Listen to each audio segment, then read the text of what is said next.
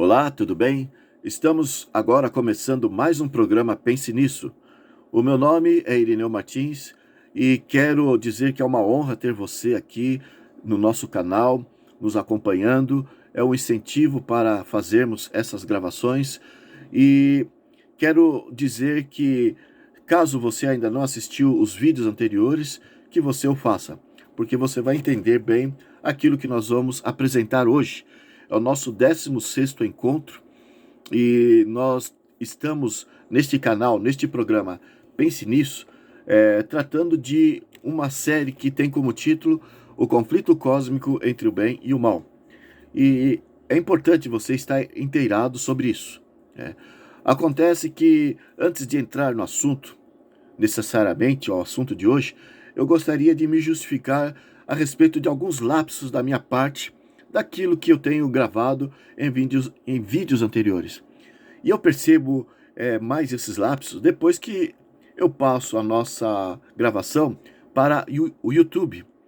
E de repente, quando já foi ao ar, quando eu já passei para as pessoas, eu acabo visualizando algumas falhas da minha parte.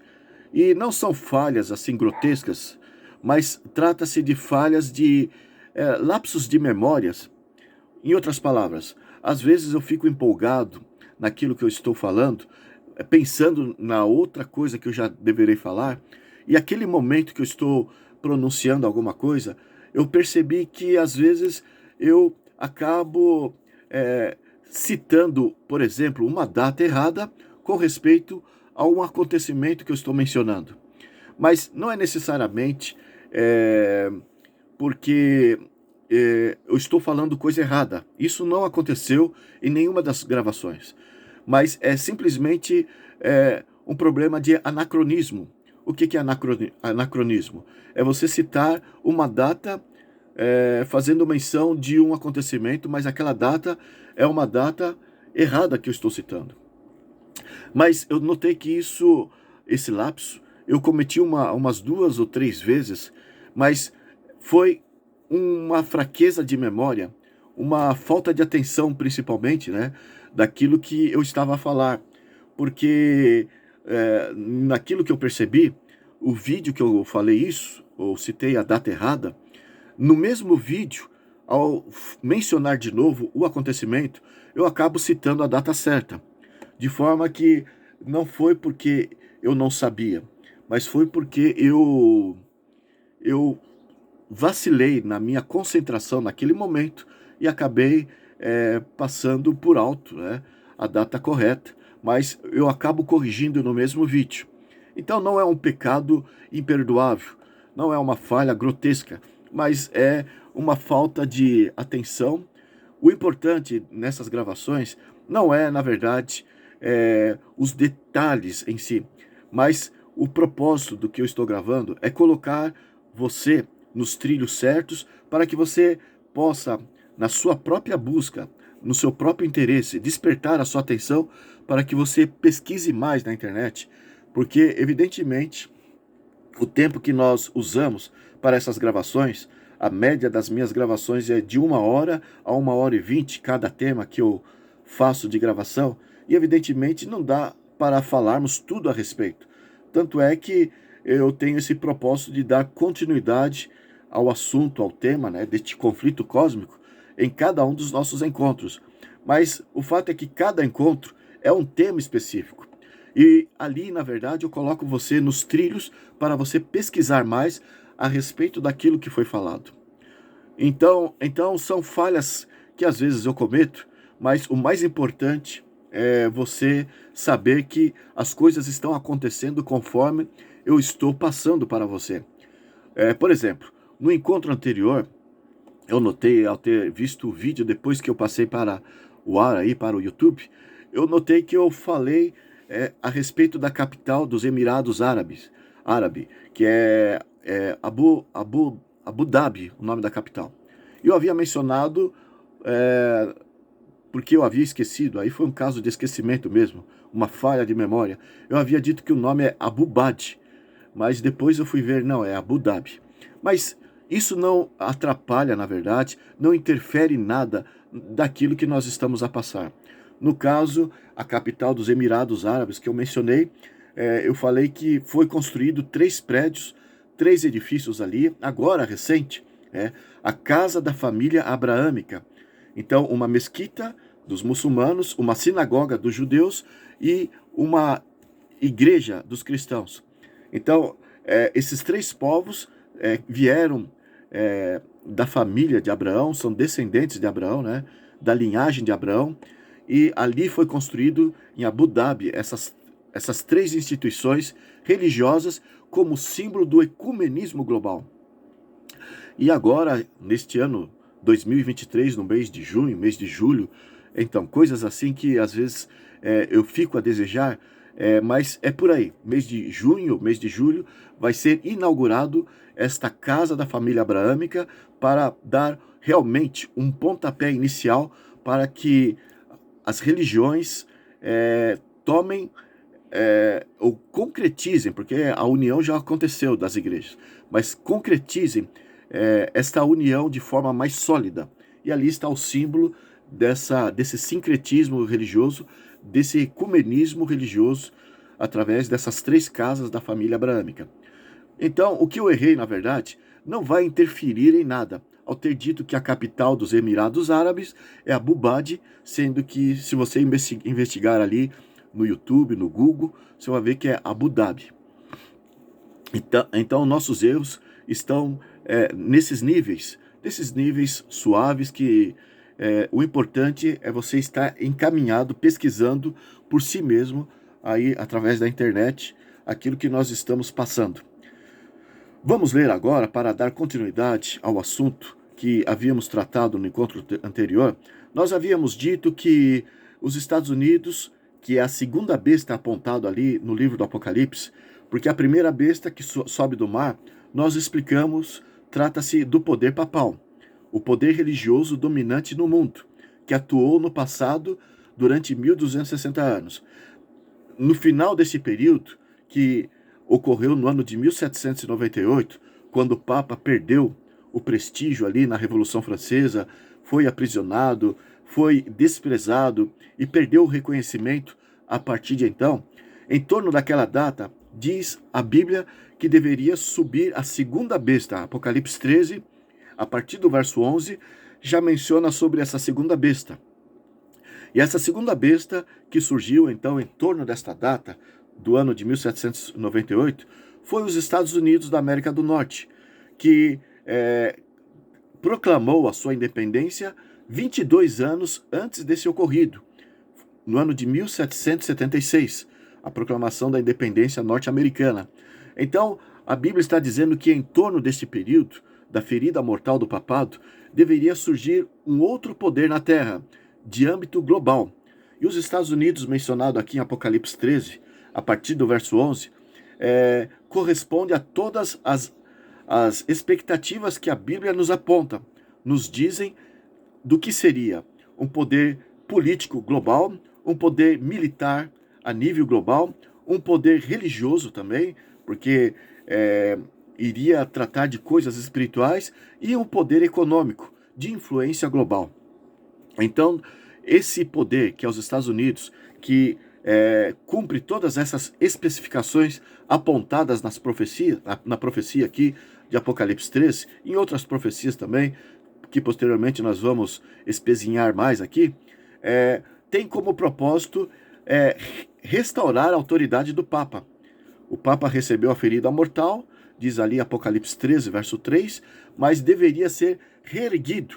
E aqui, a partir do verso 11, do capítulo 13 de Apocalipse, já fala da atividade dos Estados Unidos nesse sentido, de erguer o papado da sua condição de falta de reconhecimento, de falta de autoridade, e colocá-lo num patamar ao mesmo nível de autoridade e de poder como ele possuía no passado, para que o papado volte a exercer o seu domínio sobre a terra, similar ao que ele fez no passado, no tempo medieval e na era moderna. Enfim, aqui temos um resumo do que nós já provamos através da Bíblia, através de histórias, de documentos. Aqui está um resumo daquilo que nós já falamos no passado e nos encontros anteriores. Vamos ler então, para continuar, o que está em Apocalipse 13, verso 11.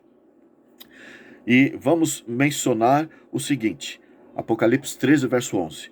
Vi ainda outra besta emergir da terra e possuía 2 chifres, parecendo cordeiro, mas falava como dragão. Parecendo cordeiro. Aqui uma nação que a Bíblia está descortinando o invisível para aqueles que são fiéis, para aqueles que são amantes da Bíblia, amantes da palavra de Deus e valorizam as instruções, as orientações de Deus. Para esses, Deus abre, descortina o invisível e nos revela qual é a verdadeira índole da nação norte-americana. Apesar dos presidentes, em suas posses, lá nos Estados Unidos, colocarem as suas mãos sobre as Bíblias e fazerem seu juramento ao assumirem a presidência ali, colocando as suas mãos sobre as Bíblias, na verdade, aquilo a Bíblia está a nos revelar, não passa de uma encenação, não passa de um teatro perante a multidão. Eles falam que honrarão a Deus, respeitarão a palavra de Deus, e assim eles irão dirigir a nação. Mas todos eles, a Bíblia está revelando que não passa de uma farsa toda aquela atitude. Parece o cordeiro, representa aqueles que parece que vão evidenciar as orientações de Cristo. E as orientações de Cristo, evidentemente, estão contidas na Bíblia. São João 5, verso 39. É por isso que ali fala, parece o cordeiro, parece que vão evidenciar as orientações de Deus, de Cristo Jesus, contida nas Sagradas Escrituras. No entanto, Deus nos revela que aquilo não passa de uma farsa. Por quê? O final do verso 11, vamos ler novamente. A despeito de parecer o cordeiro, diz o final, mas falava como dragão. Apocalipse 12, verso 7 ao 9, diz que o dragão é Satanás. E do jeito que esse dragão dirigiu o Império Romano, nós já estudamos aqui sobre o Império Romano, a começar lá do livro de Daniel, um livro profético que apresenta o mesmo conteúdo que está no livro do Apocalipse. Nós explicamos que o dragão moveu os imperadores, os Césares, lá de Roma, para que com mão forte perseguisse o povo de Deus, dominasse o povo de Deus. Assim foi que os imperadores, no caso Herodes, fez com que Jesus, ao nascer, fosse perseguido. Depois Jesus morreu nas mãos de Herodes. Depois os discípulos de Cristo, os seguidores de Cristo, que foram dar sequência à pregação do Evangelho, foram perseguidos, foram martirizados de forma cruel, jogados nas arenas para serem devorados pelas feras, foram queimados vivos como tochas incandescentes ali, para espetáculo de uma multidão. Enfim, o Império Romano, depois de todas as atrocidades, ali em Daniel capítulo 7, a partir do verso 7, nós explicamos isso. Depois disso, a partir do verso 8, fala que quem se sentaria no trono dos Césares seria um poder de caráter cristão, mas com a mesma intenção de perseguir, com a mesma intenção de eliminar da face da terra aqueles que eram discípulos de Cristo, os verdadeiros fiéis servos do Altíssimo, né? Assim como os Césares fizeram, esse poder religioso, nominalmente cristão, iria exercer o seu poder com a mesma autoridade, com a mesma mão de ferro, e nós explicamos. Quem assumiu o trono dos Césares depois que o Império Romano caiu foi o papado. E o livro de Daniel aponta muito sobre isso. O Apocalipse 13, do verso 1 ao verso 10, fala dessa mesma atividade apontada ali. E agora aqui no capítulo 13 do Apocalipse, falando do poder que iria surgir no tempo do fim, a partir do século XIX, né? A partir do final do século XVIII, que foi em 1776, e o início do século XIX, seria os Estados Unidos da América. E a função dos Estados Unidos é erguer o papado, né, para que possa cumprir o mesmo poder, a mesma força. E aqui então nós vemos, fala como dragão. Os Estados Unidos iria também assumir o mesmo espírito do papado, dos Césares, e é por isso que fala como dragão. É o mesmo espírito que está por detrás. E Satanás, a obra dele para arruinar os seres humanos, a obra dele é exercida através do engano. Ele conduz as almas, os seres humanos, nas suas malhas finas por meio do engano. E é por isso que parece o cordeiro. Aí está o engodo, aí está o engano. Porque, na verdade, ele fala como dragão. Em São João 8, verso 44, você vai encontrar Jesus explicando o que isso significa. Vamos ler aqui? São João 8, verso 44. Você deve ter notado como que eu sempre repito em todos os nossos encontros aquilo que é falado nos encontros anteriores. Eu venho insistindo nesse assunto porque é fundamental ficar gravado na sua mente este fato que eu tenho repetido aqui em todos esses encontros, sobre o poder papal que Deus evidencia, que Deus destaca na Bíblia, e agora estamos evidenciando os Estados Unidos, que está de mãos dadas com o papado, ajudando o papado a se reerguer perante o mundo. Então Jesus definiu o caráter de Satanás assim. E São João 8, verso 44, nós lemos. Jesus disse: vós sois do diabo. Ele estava falando para os líderes de Israel que estavam atrapalhando a sua obra ali enquanto esteve neste mundo. Vós sois do diabo, que é o vosso pai, e quereis satisfazer-lhes os desejos. Ele foi homicida, então ele era cruel, ele era um assassino. Ele foi homicida desde o princípio e jamais se firmou na verdade, porque nele não há verdade. Quando ele profere mentira, fala do que lhe é próprio, porque é mentiroso e pai da mentira. Então aqui nós vemos que Jesus evidenciou do caráter de Satanás duas características. Ele é cruel, é um déspota, é um tirano, é um assassino, mas ele, antes, evidentemente, o que mais Jesus evidenciou aqui nessas palavras, ele é mentiroso. Então, ele é o pai da mentira. E o que tem a ver, então, essas palavras com aquilo que nós lemos ali de Apocalipse 3, verso 11? Quando fala que os Estados Unidos falaria como dragão, ou falava como dragão, vaticinando este acontecimento, a Bíblia está dizendo que teria essas duas características. Seria uma nação mentirosa. As pessoas iriam ver a atitude do cristianismo, porque os Estados Unidos prega que eles estão procurando defender a democracia no mundo, garantir a liberdade dos seus cidadãos e a liberdade no mundo. Por isso que eles invadem os países aonde eles denominam que são dominados por ditadores.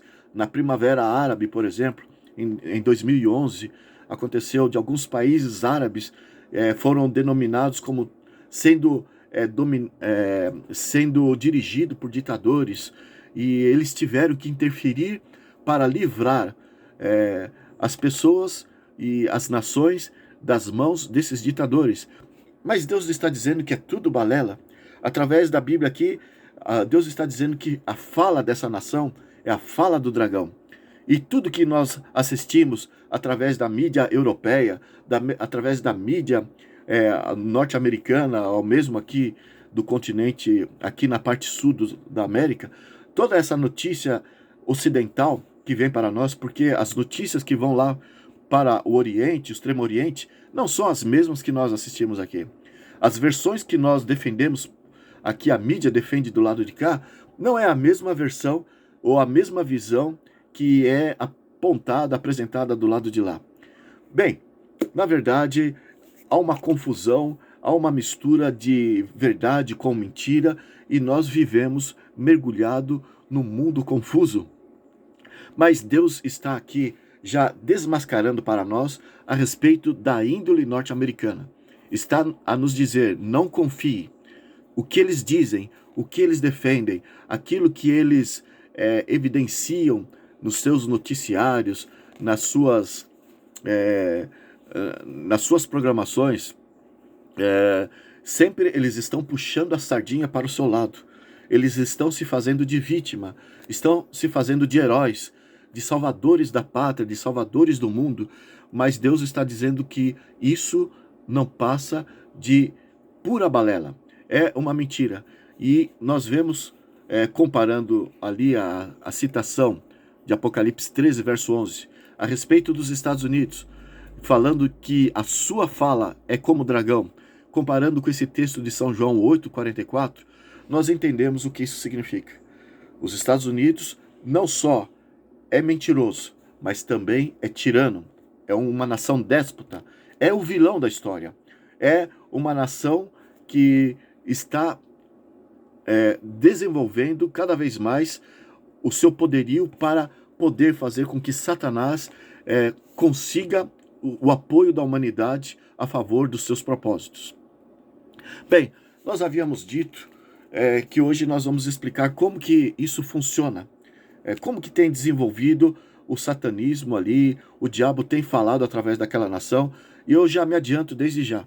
O que nós vamos falar a partir de agora, nós não teremos tempo, evidentemente, de provar ou falar tudo nesse encontro que estamos fazendo hoje. Nós vamos dar continuidade no vídeo seguinte e no outro vídeo, porque é muito importante que você seja detalhado a respeito desse assunto. O fato é que, a partir do segundo século, os romanos começaram a perseguir todos os judeus que procuravam seguir a sua religião de forma aberta. E acontece que muitos judeus, vendo que eles eram mortos, alguns eram levados para o exílio, eles passaram a se envolver com o misticismo. A ideia deles era o seguinte: se Deus não ia até eles, então eles resolveram ir até Deus. E então eles se empenharam numa prática para despertar um estado de consciência, de meditação assim alterada. E assim eles buscavam despertar um estado psíquico de alteração da sua mente.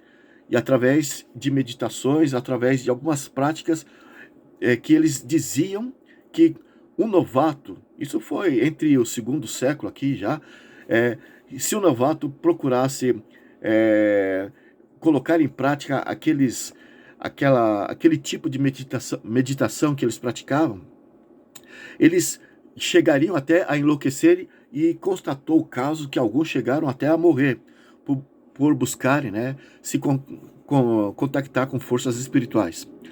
O que eles queriam, na verdade, era reproduzir a visão que você encontra ali no livro de Ezequiel, capítulo 1, da majestade, do trono de Deus. E para isso, então, eles disseram, os místicos, eles haviam dito que eles precisariam passar por 7 portais que eram protegidos por 7 anjos, que estavam defendendo, que estavam protegendo essas portas, para que eles pudessem ter acesso ao trono da glória, ao trono de Deus. E assim eles alcançariam aquela mesma visão que o profeta Ezequiel teve. O fato é que alguns judeus, então, que estavam nessas práticas, em busca dessas meditações, eles criaram, alguns judeus desconhecidos, criaram alguns conceitos espirituais que foram escritos num livro que teve como título A História da Criação. E neste livro explicava como que Deus criou esse mundo, fazendo uso de 22 letras do alfabeto hebraico, Enfim, e ali a Cabala, que surgiu, na verdade, um livro, uma coleção de textos mágicos dos judeus, que, na verdade, começaram a ser escritos desde a Babilônia. Lá na Babilônia surgiu alguns escritos, alguns pensamentos que realmente se distanciaram de Deus. Deus permitiu o cativeiro babilônico para que eles se aproximassem mais de Deus, para que eles se arrependessem dos seus pecados. Alguns realmente se arrependeram, mas a maioria, principalmente dos rabinos, se afastaram mais de Deus. Eu já havia citado aqui o caso do Talmud, que eles criaram, acima da palavra de Deus, tradições, e acrescentando e diminuindo a palavra de Deus, deixando a palavra de Deus, a Bíblia, o Torá e os livros dos profetas, como sendo secundário aquilo que eles diziam no Talmud, através que eram as tradições deles. Mas também eles começaram a desenvolver, alguns judeus, esses conceitos místicos, esses conceitos esotéricos do ocultismo, buscando ter um contato mais direto com Deus através do seu próprio esforço, da sua própria força e através de meditações estranhas.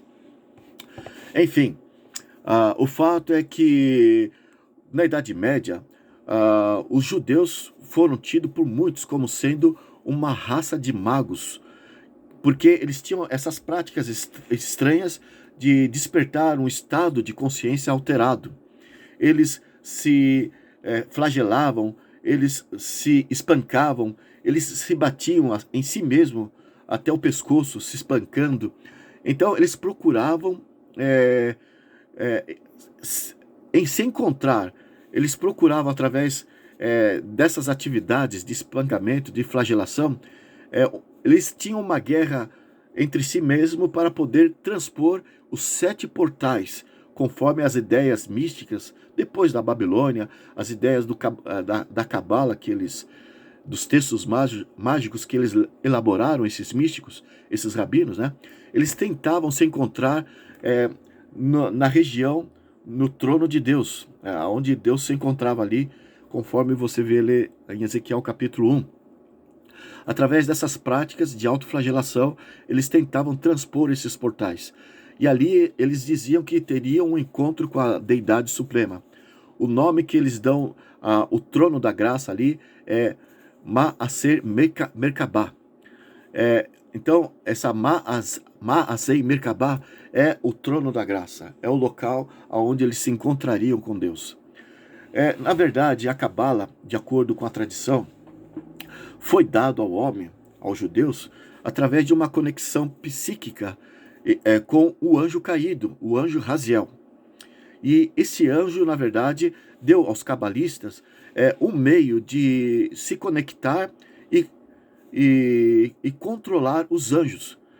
Então, a Cabala dá esse direito, essa força para o cabalista. E os símbolos que apresenta ali a Cabala, para eles, esses místicos, serve para conjurar e torturar os demônios.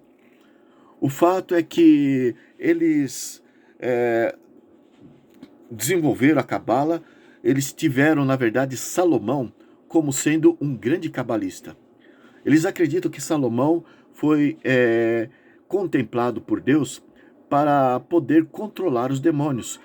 E isso eu estou dizendo não por ficção que eu andei pesquisando na internet, mas aqui no Ocidente não é comum entendermos isso, a não ser aqueles que fazem parte de uma sociedade secreta, como a maçonaria, por exemplo. Então, todos que fazem parte da maçonaria e aqueles que vivem no Oriente Médio, que têm uma conexão com o mundo árabe, eles entendem isso que eu estou falando.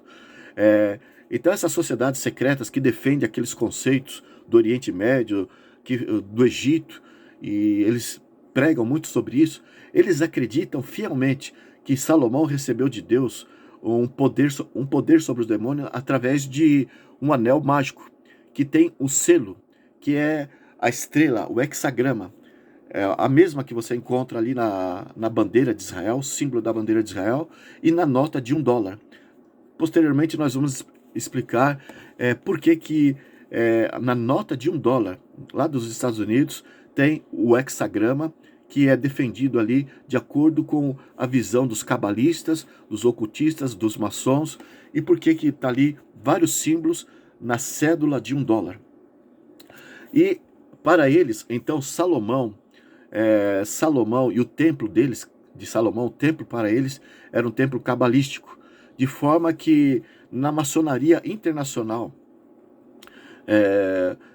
Salomão, o templo de Salomão, não só na maçonaria, mas todos os satanistas, todos os esotéricos, ocultistas do mundo todo, eles olham para Salomão como sendo um grande cabalista no passado, que recebeu o poder de Deus para conjurar, para manipular os demônios e para ter poder sobre os demônios conforme o seu bel prazer. E assim eles cultuam Salomão em todos os seus cerimoniais, nesses locais do ocultismo. O fato é que a Cabala foi escrita, em geral, a sua língua veio do árabe, do hebraico, e também depois passou para o árabe. Mas depois ele foi transcrito para uma linguagem do latim, foi passado para o latim. E essa linguagem, depois sendo passado para o latim, ela foi colocado em forma de codex, em forma de livro, e a partir de então foi chamado de grimórios. O que é um grimório? Na verdade, antes de falar de grimório, eu estou falando aqui da Cabala, que são textos mágicos usados ali pelos ocultistas. Depois, lá na frente, você vai entender por que eu estou tendo esta atenção sobre esses registros que foram usados ali pelos judeus, que eram tidos como uma raça de magos, né? Porque tem tudo a ver com o domínio do mundo nos dias de hoje e com o governo dos Estados Unidos de uma forma especial. Mas é importante que você saiba sobre isso. Antes de falarmos, então, sobre os grimórios, eu gostaria de dizer que o Goetia, para se invocar demônio, é o mais famoso que existe. Além da Cabala, existe o Goetia. O Goetia, na verdade, são livros que, na verdade, ensina o cabalista, o ocultista, a pronunciar o nome dos espíritos que são conjurados de forma audível, de forma alta, e faz com que eles sejam conjurados de acordo com a hierarquia que possuem. Cavaleiros, reis, príncipes, marqueses, duques, presidentes, enfim, são 72 demônios que são conjurados através do Goetia. E, na verdade, são livros que possuem orientações e possuem muitos símbolos de magia negra, e o Goetia é o mais famoso dentre esses livros que a Cabala, assim, foi seguido da Cabala. E o Goetia, na verdade, tem um que foi escrito por um mago negro britânico no ano de 1801, chamado Francis Barrett. O nome desse livro que ele escreveu é A Inteligência Celestial. E dizem os cabalistas que este livro de Francis Barrett é tão poderoso que só de abri-lo e mencionar em voz audível os nomes dos demônios ali apontados, o recinto já se torna cheio deles. Mas, na verdade, mais do que esses Goetias, aí entre os grimórios. Existem outros livros como os grimórios que possuem poderes do mesmo nível e até mais elevado do que esses aí desses Goetias, que na verdade são todos uma cópia da Cabala e uma cópia de Goetia, cópias e recópias e aprimoramentos desses livros do ocultismo. E esses livros, alguns desses grimórios, dizem que tem mais poder até no nível de quando se abre algum deles, já se ouve uma voz preenchendo o recinto, uma voz do ar, do além, perguntando o que o mestre deseja saber. Enfim, então nós temos aqui esses livros reputados como sendo livros de prioridade para que aqueles que querem dominar o mundo, eles se utilizem desses livros. Acontece que, no caso do Grimórios, por que Grimórios? A pronúncia desses nomes, desses seres espirituais, dessas entidades, esses demônios que são invocados pelas pessoas que querem se beneficiar, os líderes do mundo que querem se beneficiar por esses espíritos, a pronúncia deve ser muito correta, porque eles dizem que se for mencionado um nome de um espírito de forma incorreta, a pronúncia não for a pronúncia exata, eles poderão invocar um cadáver astral, de acordo com eles, ou um espírito impostor. Então, o cabalista, aquele que está fazendo uso desses livros, ele deve ser muito bom em gramática. E é por isso que o nome é Grimórios, porque Grimórios, a palavra Grimório do francês, significa gramática. Então ele precisa ser uma pessoa que domine bem a linguagem para pronunciar de forma correta e assim possa fazer o seu ritual de forma precisa, É, sendo que esses livros, depois sendo passado para o latim, é, aqueles que queriam consultar os espíritos, eles pagavam um mago é, para que pudesse fazer o trabalho, a fim de que os espíritos pudessem revelar os segredos de algum inimigo, ou mesmo punir um homem, ou mesmo um exército inteiro que fosse inimigo da igreja ou do Estado. E assim, então, quem é que fazia esta transliteração do hebraico e do aramaico, das línguas originais desses livros do ocultismo para o latim?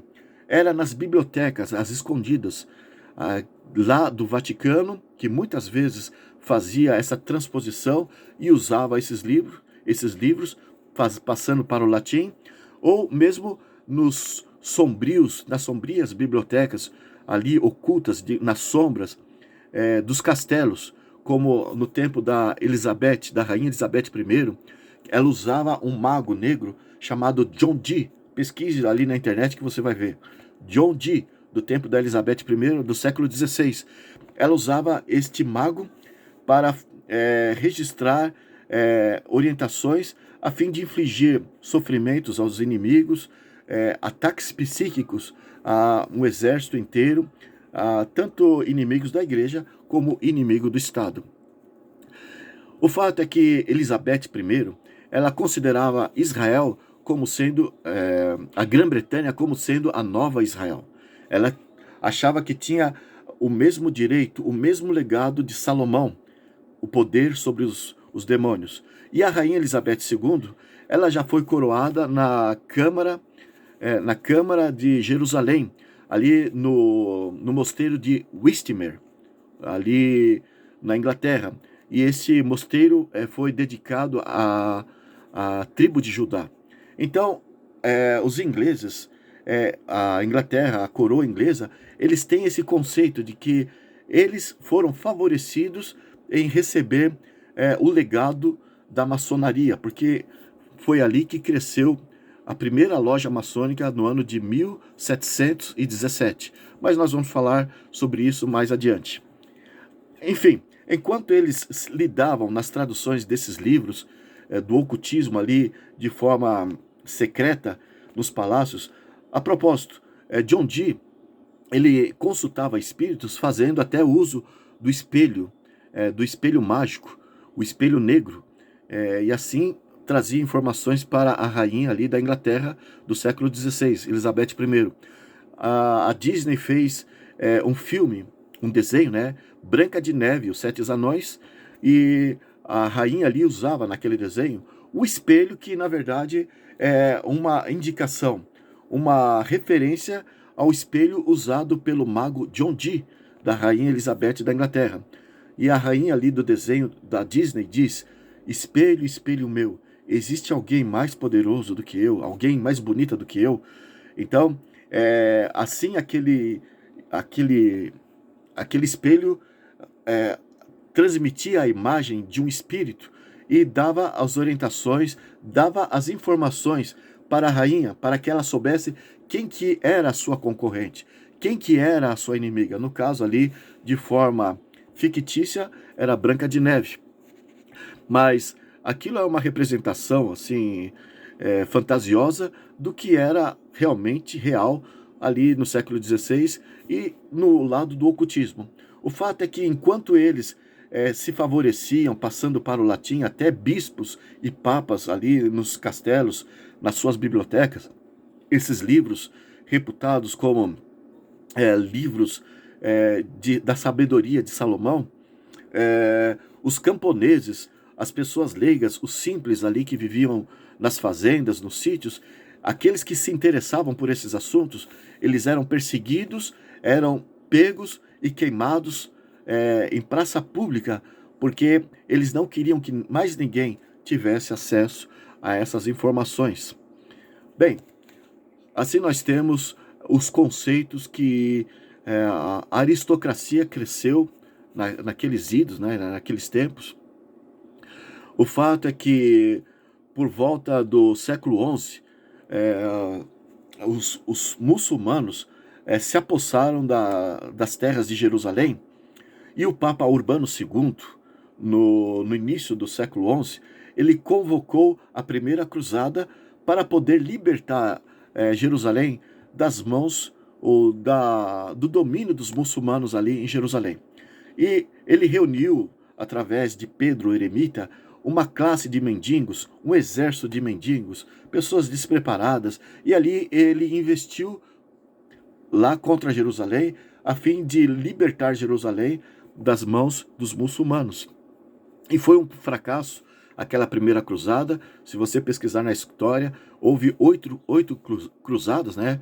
Todas, na verdade, não deram em nada, mas houve algumas cruzadas, como, por exemplo, na primeira cruzada, houve um certo acordo com os muçulmanos que estavam ali, para que eles deixassem os peregrinos, durante um período de 10 anos, terem a liberdade de visitar a Terra Santa. Na terceira cruzada, Ricardo, Coração de Leão, fez um acordo com Saladino ali, o sheik que estava ali dominando aquela região, lá em Jerusalém, fez um acordo também por mais 10 anos, e teve esses benefícios, os cristãos, através dessas cruzadas, a mando dos papas, ali, depois que os muçulmanos dominaram ali aquela região, a Terra Santa. Acontece que numa dessas cruzadas, Hugo de Champagnat, que foi um dos primeiros dos cavaleiros templários, que o Papa havia comissionado para acompanhar a multidão, ele foi e voltou com algumas ideias de que havia poderes cabalísticos, poderes que se conhecia ali em Jerusalém, que estavam enterrados, que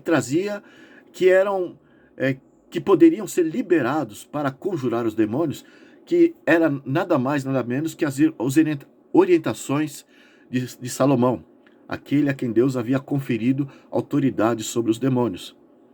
Bem, então, através dessa informação, dessas investidas dos Cavaleiros Templários, eles voltaram com essa informação de que eles poderiam dominar os demônios através de frases mágicas, de textos mágicos cabalísticos dos judeus, e é por isso que eles fizeram essa insistência de irem à Terra Santa.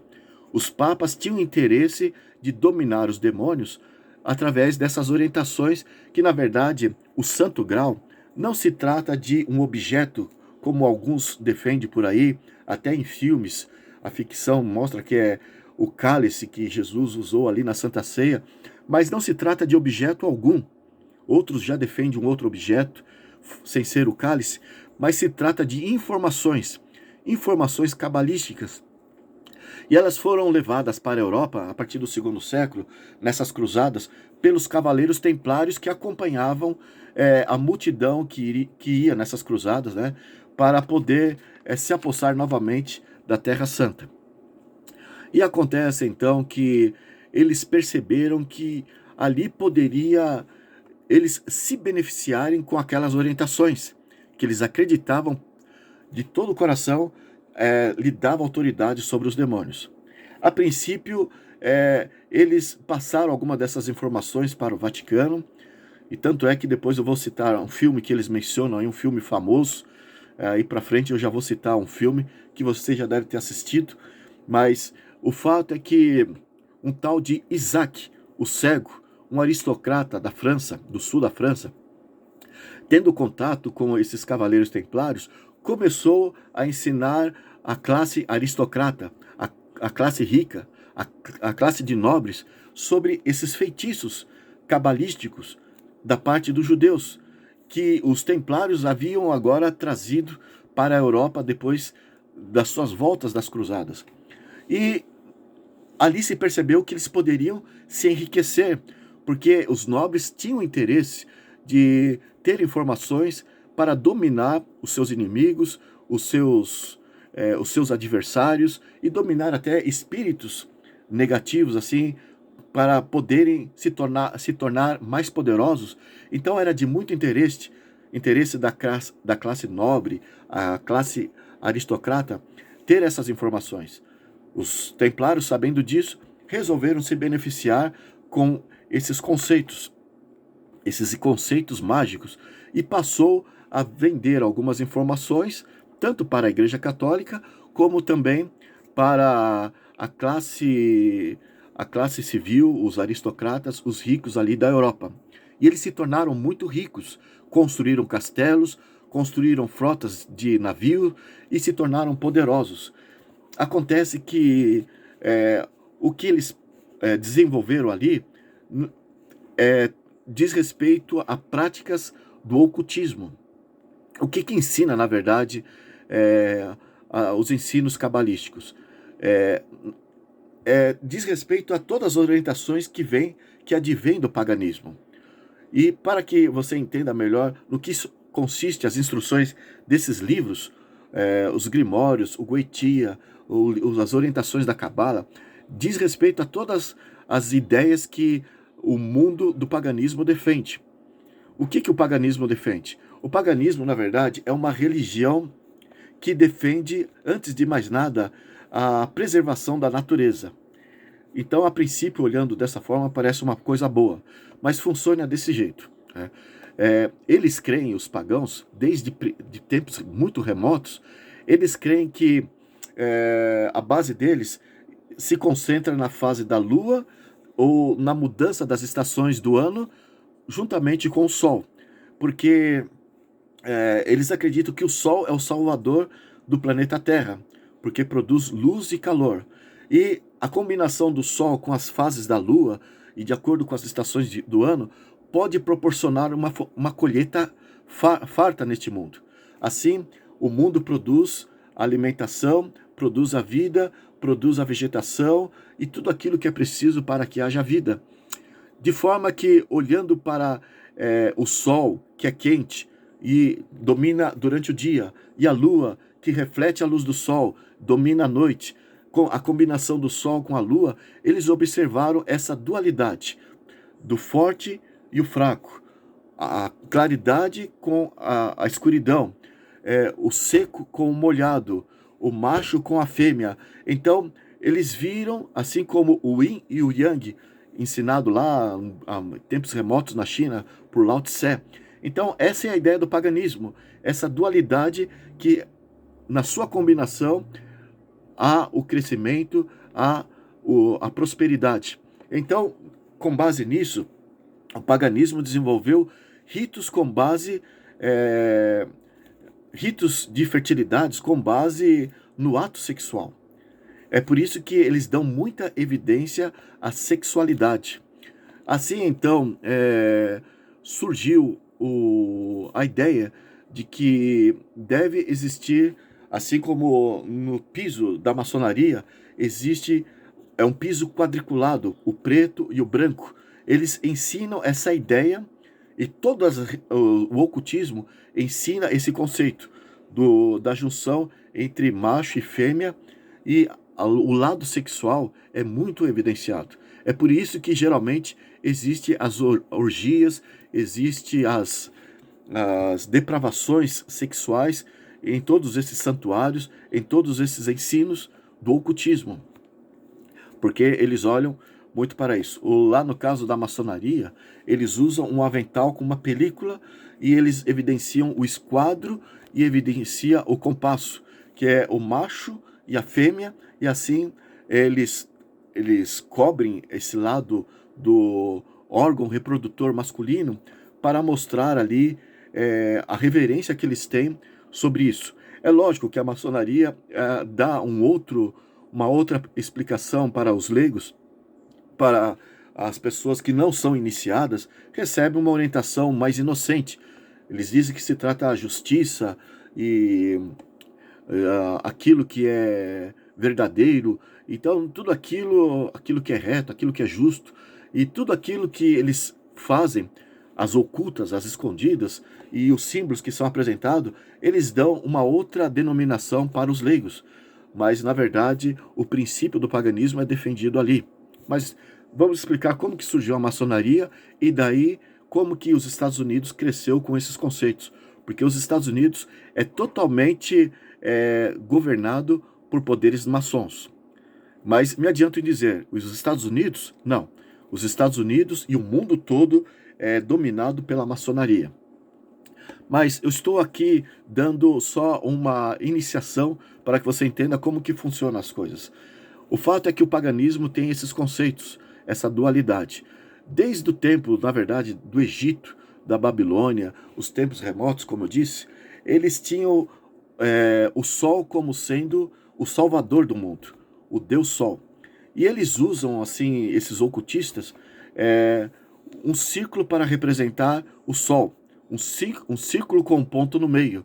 Então, ali, o ponto no meio representa o Sol e o círculo é ele dominando, né, todas as coisas, que nem o sistema solar, o Sol no centro e todos os planetas em volta.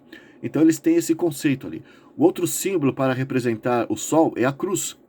A haste comprida que encosta na Terra, a haste vertical da cruz, para eles, a cruz é um símbolo do sistema solar, é um símbolo dos astros, da ideia, né, daquilo que eles têm a respeito da astrologia. Então, a haste maior que se encontra na Terra representa o tempo, o solstício de verão.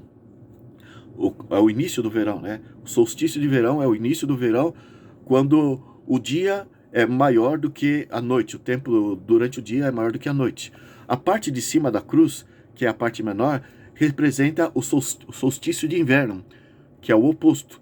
Representa o início do inverno, quando a noite é mais longa do que o dia. A parte horizontal da cruz, as duas partes são do mesmo tamanho, representa o período do ano em que o dia e a noite possuem a mesma duração. O equinócio da primavera, o equinócio do outono, que é o início da primavera, o início do outono. Então, eles têm esse símbolo, eles pegam da Bíblia o que a Bíblia diz e eles mistificam, eles não aceitam conforme a Bíblia diz. Salomão, na verdade, para eles, todas as sílabas de Salomão é um indicativo do sol. Salomão. Tudo isso para eles é um início da palavra que faz uma referência ao sol. Sansão. A Bíblia fala que Sansão era um homem que tinha força quando tinha os cabelos compridos. E ao ser cortado o seu cabelo, ele perdia suas forças. E de repente, depois, aconteceu isso com Dalila. Ela cortou seus cabelos, ele perdeu a força e acabou morrendo. Eles pegam essa história da Bíblia e eles dizem que é uma alegoria. Os que são leigos, os que são catecúmenos, aqueles que são pessoas tapadas, como eu e você, eles podem julgar, nós iremos interpretar ao pé da letra, mas eles dizem que aquilo é um simbolismo da ideia da astrologia, porque o cabelo comprido de Sansão é um símbolo do sol na sua força, do verão, quando ele tem a sua capacidade de iluminar com mais calor e com mais luz. Quando o cabelo de Sansão é cortado, representa o Sansão entrando no equinócio do inverno, né? Do equinócio não, no solstício de inverno, ele perdendo a sua força e ele morrendo. E depois ele nasce, de acordo com o hemisfério norte, a partir do dia 25 de dezembro, nasce o novo sol e dá sequência. Então tudo aquilo que eles defendem, eles olham na Bíblia, eles colocam como um símbolo daquilo que eles creem, de acordo com a fé da astrologia. A lua, a meia-lua, é uma representação do lado feminino. A água, que reflete a luz também, assim como a lua reflete a luz do sol, a água é um refletor da luz, o espelho é um refletor da luz. Todos esses objetos, essas realidades representam para eles a fêmea, o lado feminino. Os egípcios, eles têm, na verdade, na constelação de Órion, como sendo a divindade, o deus Osíris. E se você olha ali no hemisfério norte, aqui no sul não dá para perceber, mas ali é muito destacado, lá no norte, no hemisfério norte, as 3 estrelas, que é o cinturão para eles, na constelação de Órion, na verdade, o cinturão de Osíris. Órion, na verdade, a constelação de Órion eu estou me atrapalhando aqui. A constelação de Órion é, na verdade, Osíris para esses ocultistas. E aquelas 3 estrelas é o cinturão de Osíris. E elas têm um apontamento, elas estão na mesma direção da estrela Sírius. E para eles, na verdade, os egípcios, desde os tempos da Babilônia, do Egito, ali a constelação de Órion, que é Osíris, é, na verdade, o deus da vegetação. Sempre Órion foi representado pelo verde, é o deus da vida, é o deus da vegetação. A estrela Sírius é a estrela representa o Espírito Santo, a estrela que dá a água, que é uma representação do Espírito Santo. Para eles vão dizer para nós, esses ocultistas, a maçonaria e as outras sociedades secretas, eles vão dizer que foi a estrela Sírius que anunciou o dilúvio através do rio Nilo, ali no Egito, para poder regar aquela terra seca e trazer vida naquela região. Então, eles têm, assim, Sírius como um símbolo do Sol, o Sol da noite, que é a estrela mais brilhante na noite. E eles têm também a estrela Vênus, a estrela mais brilhante antes que apareça o Sol. A estrela vespertina, ali ele começa a se destacar aquela estrela, uma estrela maior no céu ali, e essa estrela é a estrela Vênus. Então, é o símbolo do lado feminino. E essa estrela anuncia o nascer de um novo sol, que seria Horus, o deus sol ou Baal, que estaria para nascer. Parece uma confusão para nós, mas para eles, isso eles ensinam, isso é verdade, é muito importante e tem a ver com o domínio de todas as coisas na Terra. Então eles têm todos esse simbolismo para poder representar o controle que eles têm aqui na Terra. A propósito, eles consideram o hexagrama uma estrela de 6 pontas, 2 para baixo, uma para cima, e 2 para cima e uma para baixo, uma sobreposta sobre a outra, que é o do anel que Salomão tinha para conjurar e dominar os demônios, os espíritos caídos. É a estrela que está lá na bandeira de Israel, ou na nota de $1. Então, o hexagrama para eles é a ideia final daquilo que eles creem da astrologia, do domínio dos astros sobre a Terra. Porque para eles, aquela cena da estrela do hexagrama significa a ideia assim na Terra como no céu. E eles dizem que as 3 pirâmides de Gizé têm a mesma ideia das 3 estrelas do cinturão ali de Órion, na sua sequência, nas suas dimensões. Aqui eles fizeram no passado, ali no Egito, as 3 pirâmides de Gizé, como defendendo a ideia, assim no céu, ou assim na terra como no céu. E assim eles têm, então, por exemplo, o Baphomet. O Baphomet é um bode, na verdade, um bode que ele tem uma tocha sobre a cabeça. E ali, na verdade, é um símbolo de Satanás. Mas o que Satanás está dizendo através desse símbolo? Está dizendo que a criação é a divindade que o homem deve se inclinar. E como que ele diz isso? Na figura do Baphomet, você vai ver ali uma tocha que está acima da sua cabeça, significando que ele é Lúcifer. Ele está presente para iluminar a raça humana. É ele que vai trazer conhecimento para a raça humana. Vá prestando atenção que os Estados Unidos têm a tocha da liberdade, e isso, no meio da irmandade, é muito importante. Então tem ali a luz sobre a cabeça do bode Baphomet. Ali na sua testa está o pentagrama, que é um símbolo da estrela Sírius e a estrela de Vênus. O pentagrama está ali. E, na verdade, representa essas 2 estrelas. E é o Sol, o macho, e a fêmea, que é a estrela Vênus. E ele é andrógeno. Ele possui seios, representando a mulher, e um falo ereto, representando o macho, em ponto de procriação. Assim está ele sentado com as pernas cruzadas, com a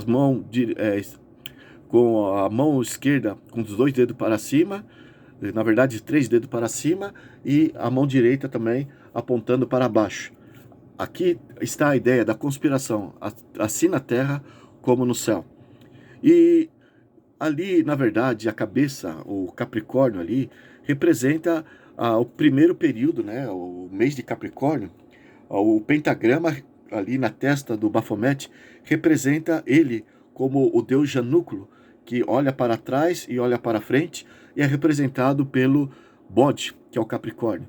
Então, é tudo um símbolo da astrologia, que assim como eu disse, eles valorizam muito a sexualidade, e Satanás, querendo iluminar a raça humana, está pervertendo o homem com ideias da sexualidade. Tudo isso é importante nós considerarmos para entendermos o que o mundo está se passando, por que a sexualidade está ganhando corpo cada vez mais de forma desenfreada, de maneira promíscua. E deixa eu ver quanto tempo eu tenho aqui.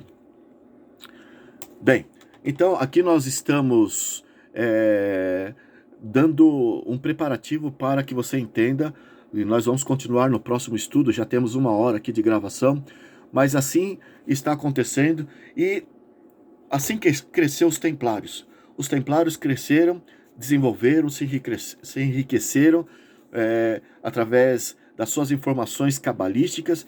E se você assistir um filme Caça às Bruxas, se eu não me engano, é este o filme com Nicolas Cage, ali você vai ver que ele é um templário que se rebelou contra a igreja e se rebelou contra os restos dos templários, que eles haviam crescido na Europa, porque aquilo trazia muita riqueza, muito poder, e eles tinham até castelos depois, e o Nicolas Cage, ele se rebelou contra a igreja e foi fazer as suas investidas sozinho, né, dominando os espíritos, e você vai ver essas informações ali no filme. E havia uma bruxa ali nesse filme que mostra o lado negro, e ele é um templário que vai dominar essa bruxa. O fato é que tudo que ele faz ali contra a igreja, tendo se rebelado contra a igreja, assim fez os templários, se virou contra a igreja e resolveu dominar o mundo espiritual por si mesmo. O seu histórico diz isso, tanto é que a igreja se tornou inimigo dos templários. Então, Nicolas Cage, nesse filme Caça às Bruxas, ele vai viver a sua vida sozinho, e o que faz com que eles dominem o espírito da bruxa ali, no caso do filme, da ficção, é o livro do Goetia, que no latim precisa de um padre para pronunciar as palavras certas, assim os demônios são vencidos, são torturados, são finalmente derrotados ali pelas palavras mágicas que é proferido pelo Goetia. No final tem uma moça, essa que era a bruxa, o filme mostra, ela é liberta da possessão do espírito do mal que a possuía, e ela diz no final para um cavaleiro templário que sobrou ali entre eles: eu queria muito aprender sobre vocês. E ela monta no cavalo branco e ele no cavalo preto, ou vice-versa, um está no cavalo preto, o outro está no cavalo branco. Isso é muito sugestivo, né, para mostrar a dualidade macho e fêmea, preto e branco, luz e escuridão. Enfim, ela monta no cavalo branco depois de ter dito isso, e o filme mostra, antes de eles saírem cavalgando, mostra que o segredo está ali dentro do livro. Aí a câmera focaliza o livro depois desse interesse que ela demonstra em conhecer a força dos templários. Bem, o fato é que, com o passar do tempo, os reis haviam se endividado muito com os templários. Eles fizeram muita magia, muito sodomismo na Europa toda, e os reis se endividaram. Até que Filipe o Belo, da França, ele havia adquirido tanta dívida para com os templários, 200 anos depois que eles haviam se desenvolvido ali, que no ano de 1307, no dia 13 de outubro, numa sexta-feira, ele decretou a perseguição e a prisão dos templários. É por isso que a sexta-feira 13, até nos dias de hoje, é dito como o dia de Mau Agouro. É um dia assim que você tem que estar preocupado, que é um dia que vai dar azar. Porque vem daí, quando Filipe o Belo decretou, no dia 13 de outubro, numa sexta-feira, a prisão dos templários. E ali ele resolveu confiscar todas as suas riquezas, mas eles foram até Paris, no porto La Rochelle, pegaram suas embarcações, alguns fugiram para a ilha de Malta, no sul da Itália, outros contornaram a Irlanda, foram até a Escócia, outros foram para os Estados Unidos. É comprovado realmente que os Estados Unidos ali, eles estiveram antes de Cristóvão Colombo. A propósito, os templários eram donos de frotas de barcos, como eu disse, e havia um homem antes disso, naqueles dias de Cristóvão Colombo, chamado Henrique o Navegador. E ele, de acordo com o livro de história, você vai encontrar isso. Ele era um capitão de frotas navais e ele possuía mapas mundis que eram desconhecidos da maioria. E o que ele fez com esses mapas mundis? Ele fez uma escola conhecida como a Escola de Sagre. E ele começou a instruir esses mapas misteriosos, que era desconhecido até então, passou informações para muitos navegadores, muitos capitães de navio. E o sogro de Cristóvão Colombo era amigo de Henrique, o navegador, que lecionou ali, que ensinou na Escola de Sagres, em Portugal. E o que eu estou dizendo? Eu estou dizendo que Cristóvão Colombo, quando foi para a América, ele já sabia para onde estava indo. E nós acreditamos que, acidentalmente, ele descobriu o continente americano no ano de 1492, mas, na verdade, esse conhecimento já tinha até mesmo por outros povos. Os fenícios, foi achado artefatos, até na América do Sul, dos fenícios, no Grand Canyon, Estados Unidos, e inclusive ali na costa leste, lá de um templo, na ilha da Escócia, antes de 1492, há um templo ali, uma capela, que tem no seu relevo, no seu reboco ali, desenhos de cactos e de agricultura que na época só existia no continente americano, do milho, da babosa, que só existia no continente americano e na época não existia na Europa. Mas o relevo ali desse castelo é desses artefatos. Acontece que os fenícios passaram depois do dilúvio, dos descendentes de Noé, da família de Sem, eles passaram pelo Estreito de Jerusalém, o Líbano, a Síria, atravessaram o continente europeu, chegaram até na Grã-Bretanha, e ali, então, eles desenvolveram frotas de barcos, e é por isso que eles atravessaram o Atlântico desde aqueles dias. Ali do sul da Inglaterra, veio depois os druidas que fizeram na Stonewang, ali os seus cultos, o seu trabalho do ocultismo místico ali, que é muito conhecido das pessoas. Mas, então, em tempos muito remotos, a Europa, o continente americano já era conhecido. E inclusive dos fenícios, que descobriu uma pedra que havia o desenho de um círculo e um ponto no meio, representando... não, havia um círculo e uma deusa, que era a deusa hindu, desde do Vale do Hindu. É muito comum, ela sentada em um trono. Essa deusa, o nome dela é Barati, ou Barat. Daí a palavra que veio Bretanha, de tão remoto que é. Os fenícios passaram por lá, aí a Grã-Bretanha, da deusa Barati, que veio dos fenícios, descendentes de Sem, que se instalou naquela região. E também foi comprovado nas vestes dessas sacerdotisas fenícias, que foi encontrado desenho da suástica, um símbolo do sol. Eles adoravam o sol. Todos os pagãos tinham o sol como prioridade na sua adoração. Grave isso, porque nós vamos tratar desse assunto nos próximos encontros ali. Só quero ver quanto tempo eu não enxergo aqui. Já estou me apressando, porque o tempo aqui pode cortar e eu ficar na mão. Então eu tenho que me apressar para dar continuidade desse assunto nos próximos vídeos. O fato é que assim nós temos os templários. Eles fugiram ali, se instalaram, contornaram a Irlanda e foram até a Escócia. E por que eles se esconderam ali na Escócia? O rei Robert de Bruce, ele tinha dois motivos para acolher os templários da sua fuga contra a declaração de prisão dos templários ali de Filipe o Belo, que também se estendeu por toda a Europa, a prisão dos templários, porque houve uma indignação de todos os reis contra os templários pelo abuso dos templários em toda a Europa. Mas por que que Robert de Bruce, o rei lá da Escócia, acolheu eles, sendo que eles estavam sendo rejeitados na Europa? Em primeiro lugar, o Papa havia excomungado a Escócia por causa de alguma desobediência cometida pelo rei da Escócia. Então, estava debaixo da excomunhão do Papa.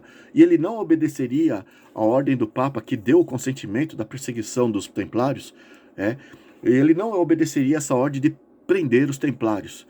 E, em segundo lugar, sendo que eles estavam sendo perseguidos em várias partes da Europa, da Bélgica, da Holanda, enfim, da França, ele descobriu que muito desses templários, dessas regiões, da Holanda, da Bélgica, tinha a mesma linhagem sanguínea que era dele, que ele possuía.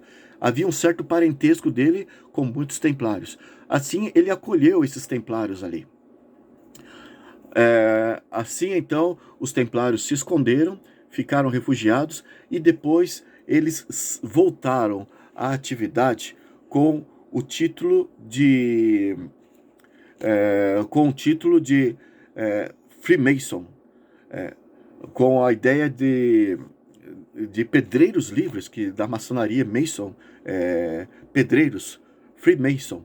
Então eles vieram com o propósito de construir cidades e colocar nessas cidades arquiteturas e colocar símbolos e colocar ideias espiritualistas, imortalizar essas suas ideias através da arte, através da arquitetura. E hoje nós vemos em todas as cidades do mundo, assim como aqui no Ocidente, em todas as cidades você encontra no centro das cidades uma igreja católica para indicar que ela domina ali em questão religiosa. Em questão religiosa, a igreja católica domina ali naquela cidadezinha, que ela está centralizada, está no meio da cidade. Aqui, pelo menos aqui no Brasil é assim. Eu acho que na Europa também é assim, nos Estados Unidos é assim, qualquer cidade do interior e na catedral, no centro das grandes cidades também.